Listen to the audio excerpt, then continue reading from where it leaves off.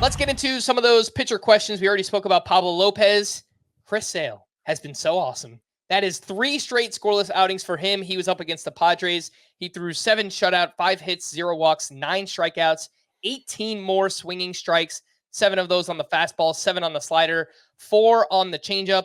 He actually used the slider a little bit less in this start, used the fastball and the changeup more. Sale has been awesome.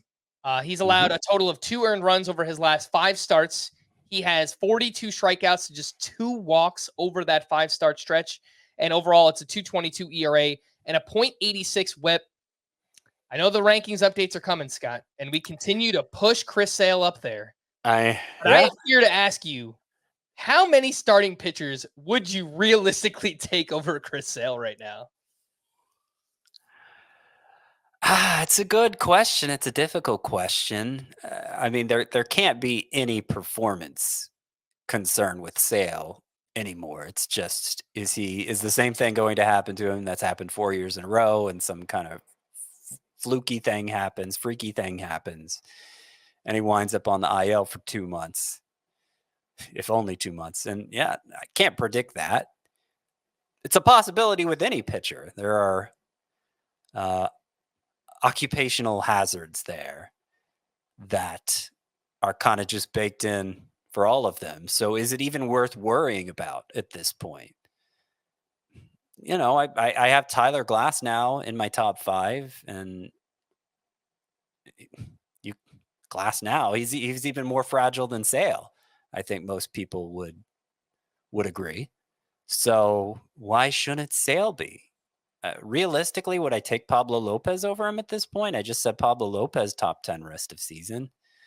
I'd have a hard time pulling the trigger on that if somebody offered me Lopez for Sale straight up. So I guess Sale needs to be top 10, but that means somebody good is being pushed out. And yeah, I don't know. I'll wrestle with this probably 2 days from now. I will mention 20% changeups used in this one. He's really upped the usage of that in his last 3 starts, and his strikeouts have been 10, 9, 9. So he was like striking out 6 and 7 earlier this season, and then he's brought in that changeup, and it's been more like 10 and 9 strikeouts. And that's he might be reaching another level by incorporating that into his arsenal. It certainly hasn't held him back in any way. Yeah. So that's even more reason to be excited about Sale. 10 and 11 in my starting pitcher ranks are Cole Reagans and Dylan Cease. Cole Reagans having a fine season, not proven, has injury risk as well.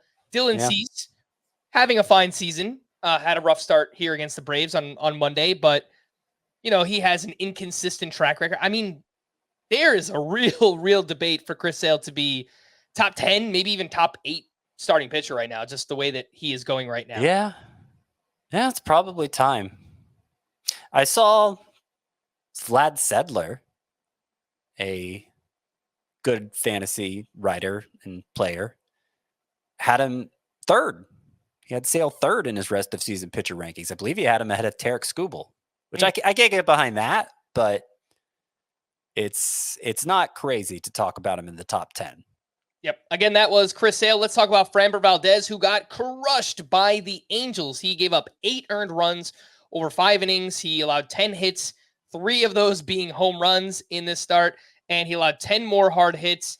He's up to a 4.32 ERA, 1.32 WHIP. Obviously, the home runs kind of doomed him in this start. What's wrong with him so far this season, Valdez? And look, it's not like he was terrible entering the start. The numbers were, pretty much fine, but he's giving up more hard contact. And Valdez is someone who typically gives up a lot of hard contact. I mean, it's even higher this year, and the BABIP is up potentially as a result of that. The strikeout rate is down, so you're not getting strikeouts, and the ball is getting put in play more, and you're giving up hard contact when it's in play. I mean, yeah, bad things are probably going to happen for Framber Valdez. The question here, Scott, buy low or heck no on Framber Valdez? I'm gonna go out. I'm gonna play a hunch here and say that you could buy pretty low on him right now. And part of the reason I'm saying that is it's the sort of reactions I'm seeing online anytime a good pitcher has a bad start. It's like the sky is falling and why did I invest in this guy? And Just totally over the top reactions. And on the one hand, okay, on the internet you're going to see over the top reactions on all the time, but I think it's easier to blow bad starts from good pitchers out of proportion in this environment that is so skewed toward pitching right now. Like any misstep, unlike last year when it's like every other start, every pitcher was getting blown up. This year it's very different. These blow up starts seem more isolated and more